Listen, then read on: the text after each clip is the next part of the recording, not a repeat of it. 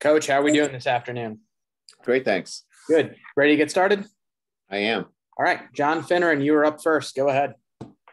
Hi, Brian. I wonder if you could bring us up to date with the health of your two deep, and also my question for you is your concerns heading into Saturday's game and going up against the Wisconsin defense. Thank you. Sure. Two deep. The only guy we haven't made a decision yet on is Mike Carmody. We got a chance to get some reps yesterday. We'll need to evaluate him today and tomorrow. So I would say that's going to come down to game day decision, making good progress, but too early to tell, whether we'll start Tosh or Mike there. I don't think there's anybody else on the two deep that we have a particular concern on at this point. Wisconsin's a outstanding football team. I mean, they played for championships. They're consistent. They're physical. They're smart. I said this on Monday. I'll say it again. They play to their traits, and we'll have to do the same. I mean, look, they beat more talented teams because their sum is greater than their parts, and that is a testament to who they are, how they're coached, playing to a system, and that's why they beat a lot of people. So we'll have to do the same, and we'll have to get them off the field. They possess the football through a very powerful running game, and we're going to have to make big plays, and they limit that. So great challenge. Concerns, yeah, you're concerned about everything, but this is really just a great challenge for our football team. Tim Priester, you're up next. Brian, there's been some speculation about Kurt Heinrich's health, if you could address that. And then secondly, the matchup, it's a pretty interesting matchup, Jarrett Patterson against Keanu Benton, their nose tackle. Just what you're expecting from that battle and what the role of the offensive guards, the role that they must play when facing a two-gap nose tackle like Benton. Yeah, there's always going to be guys that are questionable during the week that have lingering injuries from the week before, but we don't rule anybody out unless we're clear that they are not going to play. So, yeah, as I said to John, I mean, I think the only guy right now that clearly is not playing is the guys that we told you that were unavailable earlier in the week. Other than that, some of these are game time decisions. So I think each week you'll find that there's going to be some rumors and there's going to be some speculation as to some guys may be available or unavailable. I'll let you guys know if there's somebody definitely not available, leading into the game. But I think there's always going to be a little bit of that from week to week. As it relates to the nose, yeah, I mean, he's, as you know, they're a 3-down, 4-down team. 3-down predominantly when it's a two tight end.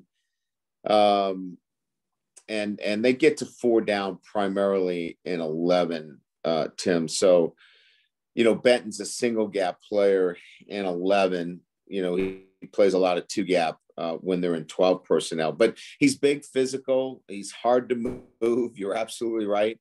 Yeah, he's a challenge. There's no doubt about it. And so, Jared going up against him, and he's gone against some outstanding noses in the past. This guy will rate up there as a 2-year starter with excellent size, and a guy that's going to be hard to move. We, obviously understand that we're going to have to be able to, control him and get forehands on him to have an effective running game. Eric Hansen, you're up next. Hey, Brian. First part of my question is, what kind of practice week did Kevin Austin have this week? What did he take away from the Purdue experience? And then Also, if you could maybe just highlight what kind of week in practice Buckner and Botello had for you.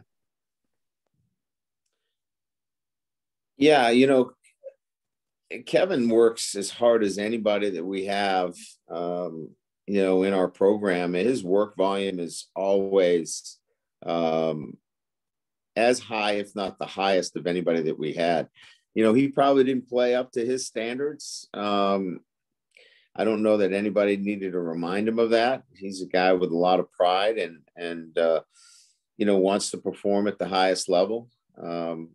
So you can imagine, I think everybody that follows Notre Dame football can imagine that, he didn't play to the level that he has set for himself.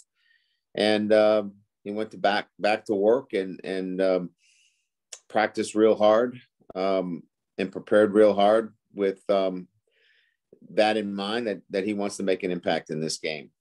I think Jordan's much further along than he was last week. Just getting back on the practice field, didn't really have his legs out underneath him last week.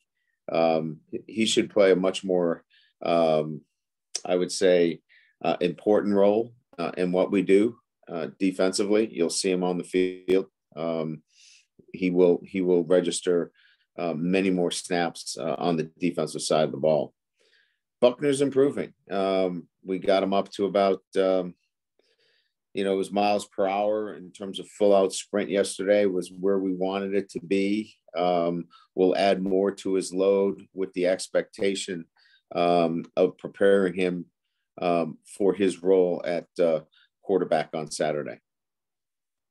Pete Sampson, you're up next. Brian, this is another Buckner question, and it was sort of related to it was a 3rd and 2 play last week. It was the play before Jack Cohen hit Cardinals for the touchdown. It was the RPO. He handed it to Tyree for a 1-yard loss. The box was sort of stacked, and to his left there was sort of like 2 receivers with 1 DB. So I was just interested, like, is that sort of a good teaching moment for a young player who hasn't really done it yet? And how quickly can a freshman quarterback process those kind of moments and make those kind of RPO decisions? Yeah, so that's a box read for him that we feel like he's capable of doing that. We were in a tempo play, and those tempo plays are set up for a quick read, and if the box has more defenders than we have blockers, then there's an opportunity on the perimeter for us to be in favorable numbers. And it's just processing, because if you slowed it down for him, he knows exactly where the ball should go. So teaching moment, yes. But the game, right? The game speed. In practice, he hit that every time. But when you go into a game, it's the processing. So that's why every time you get an opportunity to get game reps, they matter. And so the long and short of it is, yes, and answering the question, great teaching moment for Tyler in that situation. For anybody, here we go. Tim O'Malley, you are up next. Coach, you mentioned that Wisconsin, you compliment them for playing to their traits, and you have to do the same. I think we kind of feel like the approach or traits have changed. Have you had to tweak your traits at all as an offense and defense in this new season? Or is it more, are you talking more along the lines of just what you bring to the practice week and what you bring to the field mentally? Yeah, Tim, let's not confuse that we need to, regardless of whether we run the ball 70 times or throw it 70, our attention to detail, our focus, playing with grit, great attitude and being smart, that will never change. And what I was saying is that Wisconsin does that, and their systems don't change. We'll change with personnel relative to who we need to be from an offensive standpoint, and we have defensively. But our process and how we play and what we need to do on a day-to-day basis, those traits won't change. And so if we keep those consistent and then let our players play, we'll be pretty good. But that's a process for us. I mean, it's hard, and we've got some young players that are learning how to do that on the fly. They're getting better at it, but we're certainly not a finished product when it comes to that. For anybody else that has a question, please use the raised hand function. Coach, I think that's all we got for you today. Okay, thanks, guys. Appreciate it. Have a good one.